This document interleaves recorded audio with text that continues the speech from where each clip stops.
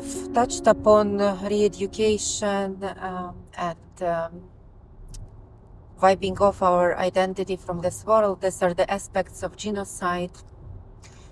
When you go to the events where you are a keynote speaker, do you talk about that? What do you see? What do you hear from people? Which feedback? Because we don't hear much about genocide. We hear like war crimes, maybe crimes against humanity, but very little about genocide. But what's happening in Ukraine? It is because when we look even to this forcible deportation of Ukrainian children and re-educate them as Russians in these re-education camps, or forcible adoption in Russian families, it's a puzzle of general genocidal picture.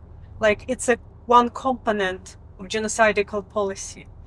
I can add a lot of more components, like the public statements of Putin that Ukrainians are not exist, which then transferred by Russian propagandists in more clear way that Ukrainians have to be re-educated as Russians or killed. so intention is there. Yes. There you see the intention. Yeah. Also, another component, how Russian troops behavior in occupied territories. They deliberately exterminate active local people, not just mayors or deputies, journalists, civil society leaders, priests, volunteers, artists. Because when you liquidate local elites, like active people who have some reputation and who express the will of the people of their in the different nation. fields, Yeah. they can control others and take control over the region.